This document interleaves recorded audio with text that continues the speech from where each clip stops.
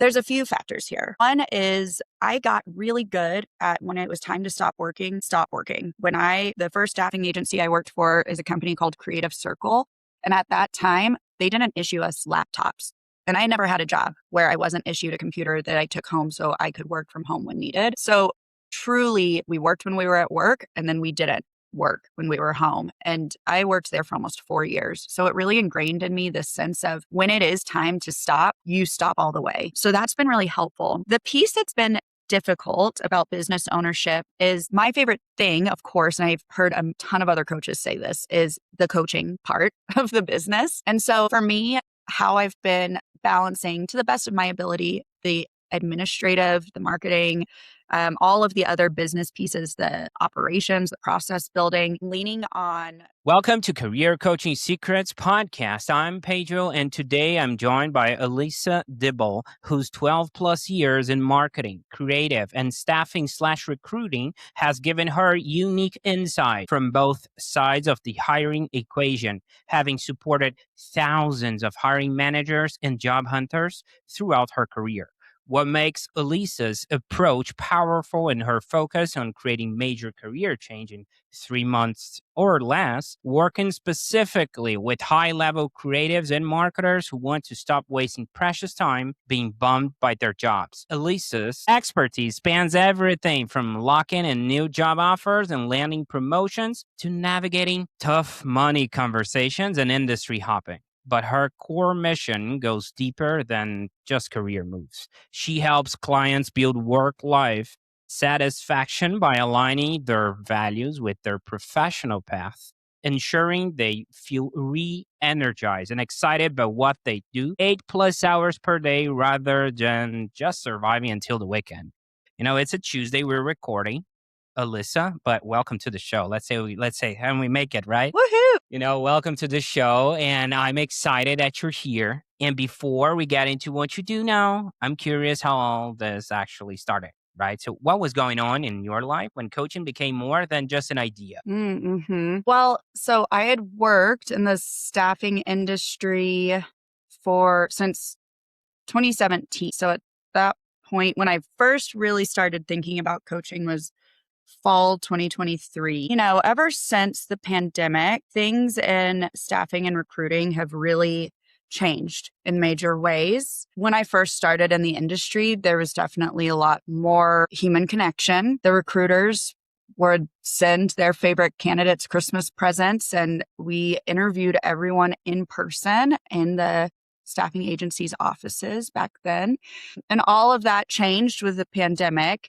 And there were a lot of, from an economy and job market standpoint, a lot of ups and downs. After the pandemic, there was a huge hiring boom in 2021 and 22. That was exciting. And then as we've experienced since, everything really started dropping. And especially for the people I work with who are in marketing and creative. And so in 2023, I was really feeling disconnected from what I was doing. And I hadn't been seeing as much business success, I'll admit. I'm a fairly money motivated person as well. And so I was just feeling sort of stuck. And you mentioned earlier, it's Tuesday, not just counting down the hours until your weekend. That feeling of just being burned out and really disconnected from what I was doing is kind of what fueled me starting to seek out different avenues of work and how would I start spending my time. And a few clients of mine and candidates as well told me I would be a good coach. And I had looked into becoming a psychologist. I'd looked into maybe being a career counselor. And those were all really hard, expensive paths that would take a long, long time. And so in April 2024, after doing a bunch of research, I signed up with a coach training and certification program to, learn the basics and really understand. And then I started temp testing the biz while I was still working at the staffing company, starting summer 2024. So I don't know. It all, they say like when things just really start happening for you naturally to keep the momentum going and follow that path, it really felt like that. It just all fell into place in a way. Okay, interesting. It sounds like you were already looking for different avenues for income because at that point, that was not something that you were happy with. Which I think it's totally reasonable to talk about, right? I think a lot of people are like, "Oh my God, money and all that." I'm not on that boat. I think it's part of the equation. I love that you do the same, right? And think about kind of the same way. But I want to understand one thing, right? At what point did it stop feeling like a side thing because you had it on a part-time basis, right? Or a calling and start feeling like an actual business you are responsible for. And especially the leap of faith, right? You were trying to replace an income through Hmm. coaching, which you Hmm. eventually did. But when did that shift happen that you're like, okay, I'm gonna take a bet on me right now and see how that goes? Yeah. So the staffing agency I had worked for had 3 rounds of layoffs within a year and a half. And my whole office in Denver went from like 15 people down to 4. So the rumor at the agency was that there was going to be another round of layoffs in Q4. And so I also only worked on enterprise clients. So I had big business I was responsible for, and all of that big business was moving their consulting offshore. So tough time. And so another piece of figuring this out was I constantly was like, I might be laid off from this staffing agency. And in the last week of August, they did their rounds of layoffs, kind of raised my hand to my boss saying, hey, my clients they're not producing. They probably won't for the next couple of years. I'm doing this thing on the side. It comes down to it. I have something else going on. And so I was part of that last round of layoffs, which it's one of those other things of follow the momentum because I got severance and was able to really lean on that as like having a full paid couple of months to be able to push my business forward in a way that it would have taken me longer had I continued working full time and doing, the side hustle of coaching. And I was so ready to only focus on coaching. It took up all of my brain space. Anytime I had to do something for my job, I felt really annoyed, like it was their fault to do my job. All I wanted to do was coach and start my business. So it all worked out.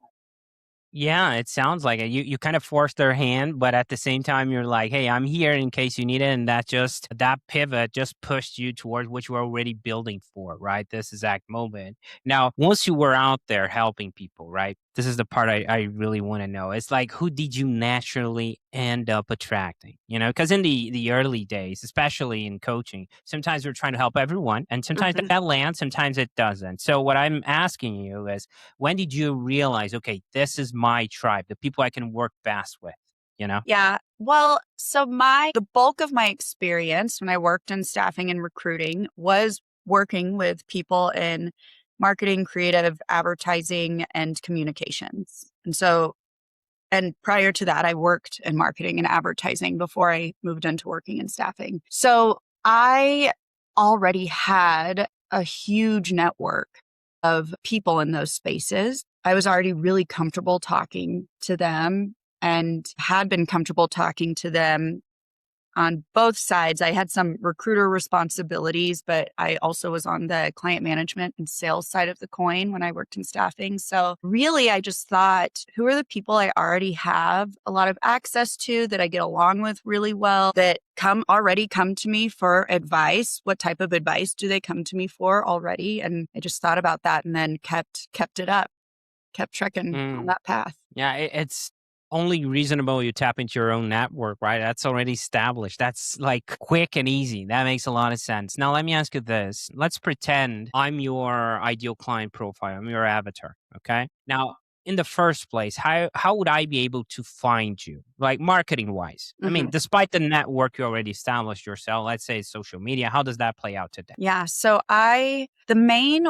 way that I gain new clients is on LinkedIn through direct outbound outreach, connecting with people, sending them messaging, telling them who I am, what I do, and how I can help them.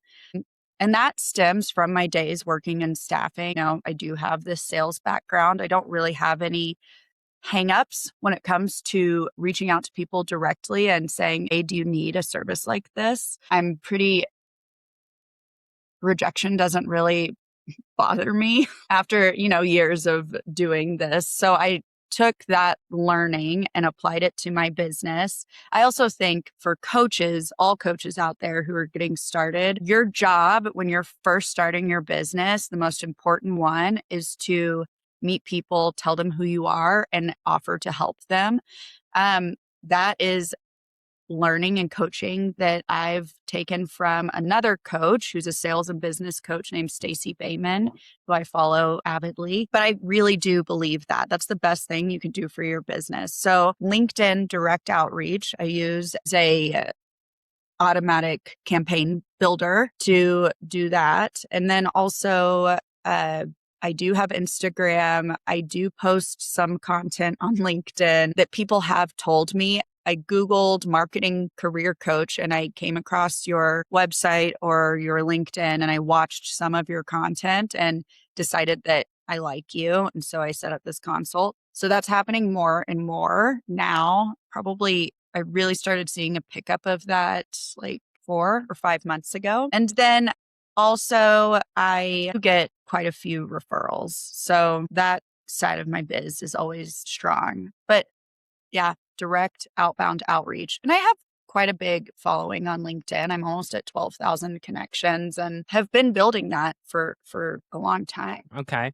Now let's do an exercise here. Okay. Let's pretend I'm that same person, your avatar, your ideal client profile, and you sent me a direct message through LinkedIn, or even a referral told me to, hop on a call with you, know more about you. I visited your website, you name it. Okay. The channel. Now I went through the sales process. Let's put it like that. You Mhm. may have different offers, but let's say we have alignment in the main one, or the one you're more hot at right now. You want to talk more about. Okay. There's alignment. I want to work with you. Now walk me through the process of working with you and the potential outcomes I can expect by joining Elisa the coach. How would that look Elisa. like? Elisa. Yeah. So I do one-to-one consult calls and I am still a one-to-one coach. This is in process though and going to change soon. But I do only have one simple offer as of right now. There's not really a tiered system in place. I sell the same thing over and over again.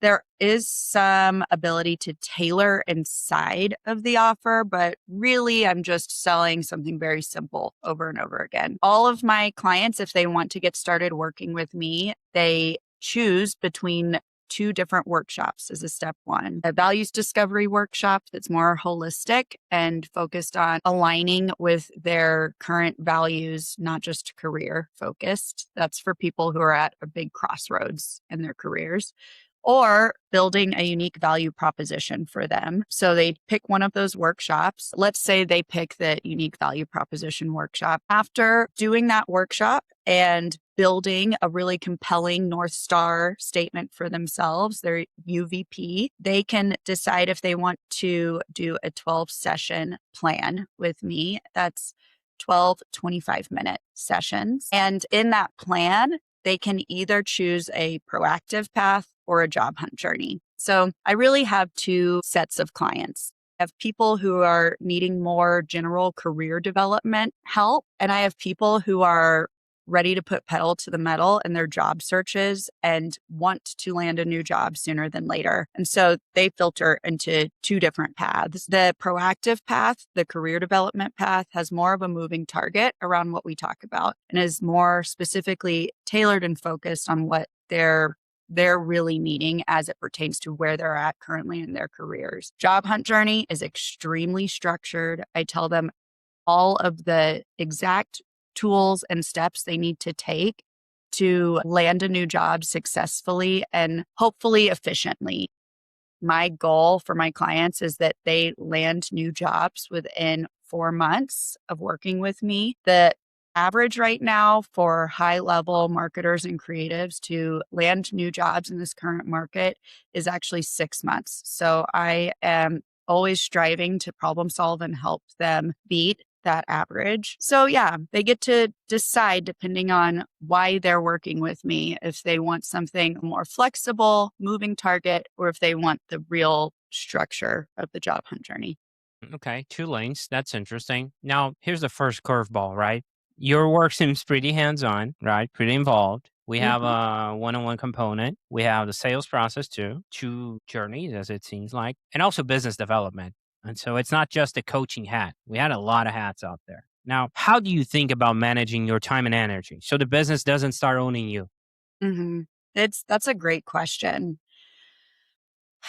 I There's a few factors here. One is I got really good at when it was time to stop working. The first staffing agency I worked for is a company called Creative Circle. And at that time, they didn't issue us laptops. And I never had a job where I wasn't issued a computer that I took home so I could work from home when needed. So truly, we worked when we were at work and then we didn't work when we were home. And I worked there for almost 4 years. So it really ingrained in me this sense of when it is time to stop, you stop all the way. So that's been really helpful. The piece that's been difficult about business ownership is my favorite thing, of course, and I've heard a ton of other coaches say this, is the coaching part of the business. And so for me, how I've been balancing to the best of my ability, the administrative, the marketing, all of the other business pieces, the operations, the process building, leaning on people that I pay to help with some aspects of it, but also really trying to plan for a week a few things that I'm going to accomplish that will help move the needle for me and making sure that I accomplish them and being pretty strict about it. I also only allow for 20 hours of coaching on my calendar.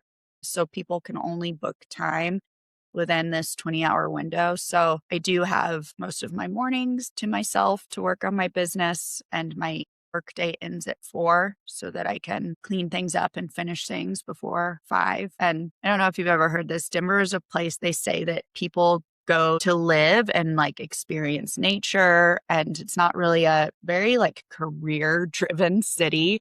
So I try to take advantage of Mm. everything the city has to offer, especially this time of year when it's light outside till 8. And so yeah, I'm pretty strict with my time to myself, which also makes me more productive during the day because I don't want to work late.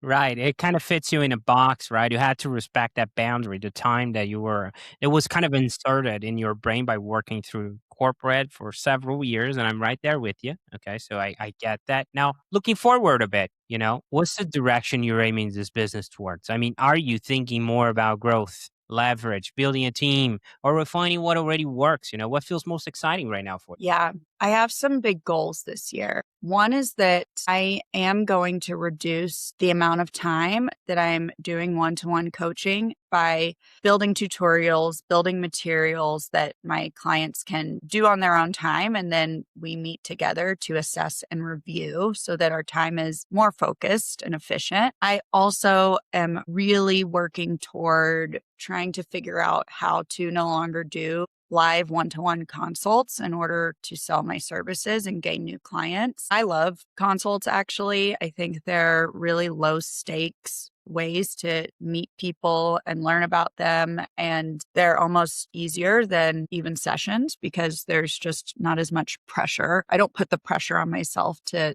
sell super hard or. Hmm. But at this point, they do take up a lot of time. And for me to scale and grow my business, I don't think it's very strategic to keep functioning in the way I've functioned to date in my sales process. So that's a big deal to me. Also, I want to be in a place where I can travel and take time off And if I don't sell or do consults in that time, my income doesn't dip drastically. Last year I went to Croatia for 2 weeks in October and didn't do any consult calls, didn't do any sessions. And November was a tougher month. Mm, I mean, everything was fine, but I was like, mhm, wow, guess if I don't sell for 2 weeks, nobody buys for 2 weeks. So I'm trying to move away from that model, which I think was really helpful to date. Like to be able to mhm. learn about my clients that way, to have as many reps of sales calls as I've had. I'm sure that it'll help. Those things will really help inform my process moving forward. And I think they were really important, but now it's time to do something different. I think that's a big crossroad I see a lot of coaches, getting into. Like, for example, you got to a place that it all relied on you, right? That made it great because you're so involved. But at the same time, you're trading time for dollars, right? It requires your one-on-one and your energy and you pacing the business to a level or it stops. So here's the tricky part, right? And I see a lot of coaches struggling with that. It's like if you want to step away a little bit out of that zone, you had to delegate or even find a different way to, impact more people through one to many, for example. So how to keep the quality control in check, right? So even if you delegate, it's something you can a little bit of more have trust on it to run itself by SOPs or whatever. Or even if it's a one to many, how do you deliver not the exact same result because it's a different component, right? But how to keep the quality on check? Do you see yourself in that sometimes debating internally about how to do that? Totally, totally. Especially because a fun part of coaching is pulling things from people and helping them see things in a way that they wouldn't without your help, really. And so it's a crux, a double edged sword, I guess. But I think providing a lot of tools and saying, I'm providing these tools to you that are proven and they're how they work for people and the results they yield. Just having the faith, I guess, that my clients will use the tools correctly, which I do feel that way. Like I said, everybody that I'm working with, they're high levels. So they're 10, 15 plus years in their careers. They work in marketing and creative and advertising. They've had high pressure jobs. They're very proactive and just really smart. So I feel I feel pretty comfortable. The group that I'm working with will do things correctly and be Mm. excited to because they're just generally really proactive people. Okay, that's good. I mean, it shows about your demographic and all of that. So, what I'm curious too is like, because even when things are going well, always something under the hood, always something under construction, we're developing. So, what's the main thing you're actively working on or trying to improve in the business right now? The main thing is building out video content and materials so that I can adjust my business from being I do one-to-one coaching and we review everything live together to I do some one-to-one coaching. Maybe I have some office hours where people can join, network with each other, and I give them the tools they need so they can do things on their own time, then come to me after they've completed what they need to complete so that we can review that and make sure it's fully optimized and awesome looking. Also, I should note this first step into, we'll call it group light, one-to-one/group mix, and is more focused on the job hunt journey side of the coin. So the structure that I've built, I talk to, because my niche is so specific, I am repeating a lot of the same things over and over again on the daily to my clients. So just using those tools I've developed and the things that I coach on and the advice I give in a way that's more streamlined and efficient. Also for not only for me, like for my clients as well, who a Hmm. lot of them are super busy. A lot of them, well, some don't have jobs. Maybe they got laid off or they threw their hands up and quit in a fit of just complete burned outedness or whatever happened. A lot still do have jobs and they're working full time, they have families, they want to spend time in the evenings doing things other than job hunting. So building in efficiency so that they're doing stuff quickly is important. So yeah, I think the biggest thing I'm working on is building out video content for these Mhm. tutorials. You know, I'm not sure if I got it right because I'm thinking out loud right now because I'm thinking about the group setting, right? And it sounds like a light group setting, like you mentioned. It has to be a little bit more tactical because you cannot go so much in depth, right? Like, why do you want to do this? Why? And keep peeling off the onion, the layers, right? So to me, it makes more sense to be more tactical in a group setting, or am I too off here? I think for what I'm considering is because the amount of time I spend with clients will be minimized. So I'll be able to have more clients all at once, Hmm. which right now, if I hit 35 active clients at a time, I am pretty capped. There's also, I just recently changed to 25-minute sessions, and prior I was doing 50. And so I'll have a day where I'm in 6 hours of coaching sessions back to back. And I love it, but it's there, I can't do anything else after that. I'm completely drained and I need to go for a walk and touch grass or whatever the youths are saying these days. But yeah, my goal is to feel what that volume of people feels like. And then when I say group, the having office hours where current clients of mine or even previous, maybe if I've considered building in a type of like evergreen program, like pay me this much money. You go through this part of the process the first 6 months, but you can join my office hours whenever you want down the road. But the office hours aspect being more a place where people can show up and ask me really direct questions so that everybody else can also hear about job hunting. And yeah, not necessarily that's where I'm like doing coaching on really specific topics that are more nuanced, if that makes sense. That makes sense. Makes a lot of sense. Okay. Now, before we close this out, right, we're going to have all the links in the description. But if someone resonated with what you shared and wants to follow your work, what's the best way for them to connect with you? Where should they go? Definitely LinkedIn. And it's just Elisa Dibble is my LinkedIn. So first name, last name. Yeah. Just connect with me on LinkedIn. Send me a message. I would love that. We can set up time to meet, chat.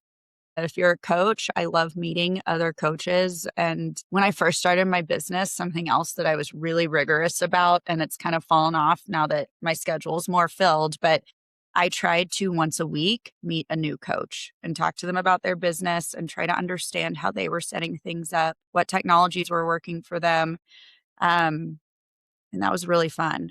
And actually, I met a coach who on through LinkedIn who lives in Montenegro. And when I went to Croatia last year, was able to spend 2 days with her. And we are real friends now. So it was a really fun effort. But I would love to meet more coaches always. There were a few moments from this chat today that really stood out to me. I would put it like first, I love the origin story, right? And the moment you mentioned that instead of waiting on them to lay off you, you kind of raised your hand. So you got some severance there, but at the same time, you're already building your own business. So it's not like a curveball or something that caught you by surprise. And sometimes I see a lot of people acting through the emotions on those tough moments. And it's not that easy because we have bills knocking on the door. We have, all of that going on. And sometimes if you have that pressure, our study mindset shows up and then when you're looking at it, you're charging less than you should.